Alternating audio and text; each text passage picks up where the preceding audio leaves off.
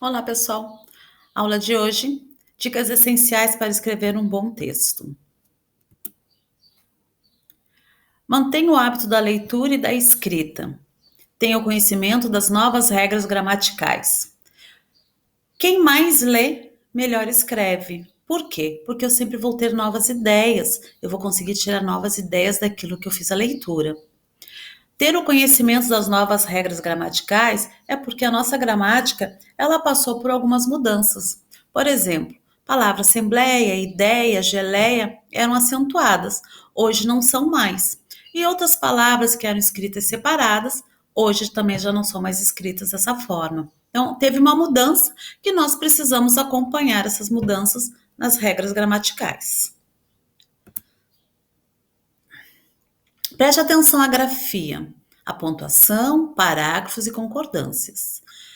Lá no início do ano, nós combinamos que os parágrafos seriam compostos de 4 a 6 linhas cada um e que nós faríamos em uma média entre 4 e 6 parágrafos, para que a redação ela não fique nem muito curta e nem muito longa.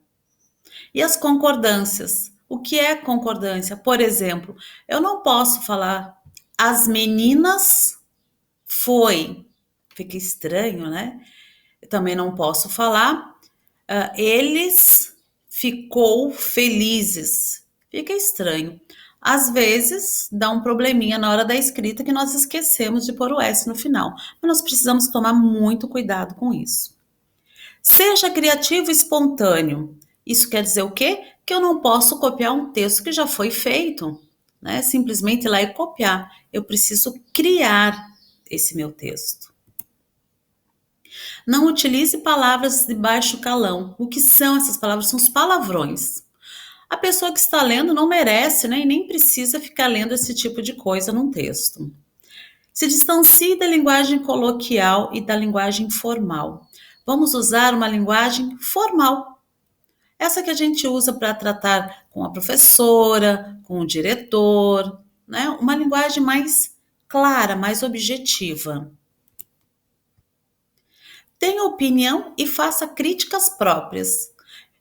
Ah, professora, mas eu não sei que opinião eu tenho a respeito disso. Vamos pesquisar, vamos fazer leitura, vamos nos posicionar a respeito de cada um dos textos, cada um dos temas propostos, né?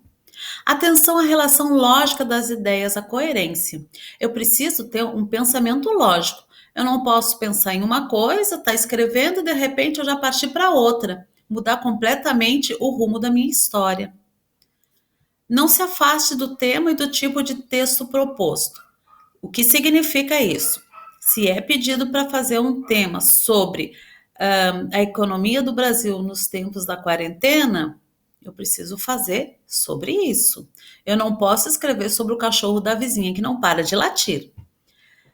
O tema proposto, o texto proposto, o tipo de texto proposto. Se é pedido para escrever uma fábula, eu preciso escrever uma fábula. Se é pedido para fazer uma narração em primeira pessoa, eu preciso fazer a narração em primeira pessoa. Por isso que é muito importante nós fazermos a leitura bem atenta do que é solicitado, né, do enunciado, daquilo que é pedido.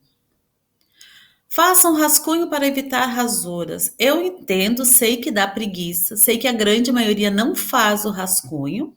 Agora vocês devem estar rindo a respeito disso, né? Mas por que o rascunho é importante? Para evitar que vocês fiquem, professora, dá para passar corretivo? Como é que eu faço para arrumar isso? Evita-se que o texto fique cheio de rasuras, cheio de corretivo, palavras escritas por cima, né? Fica muito feio. Então, usar o rascunho, onde vocês podem fazê-lo a lápis, podem riscar, apagar, refazer quantas vezes forem necessárias. Uma que faz economia de folhas e evita um texto que fique difícil de se fazer leitura.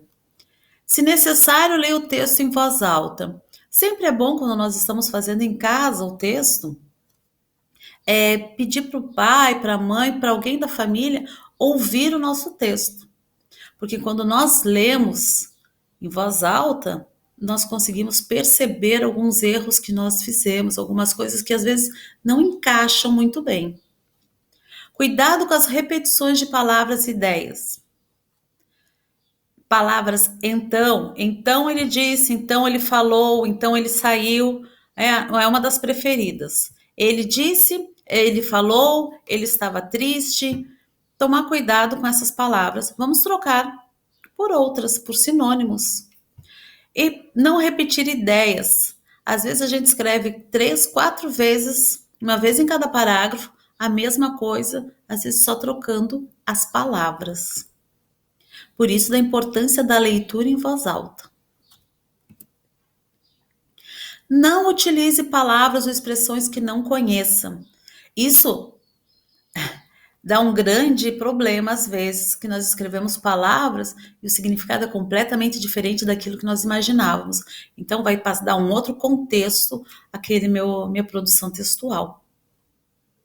Se necessário, recorra ao dicionário. Eu não sei como escrever a palavra, vamos procurar no dicionário. É com 2 S? É com 2 R's? É com SC? É com G? É com J? Vamos procurar no dicionário. Eu não sei o significado da palavra ouriver.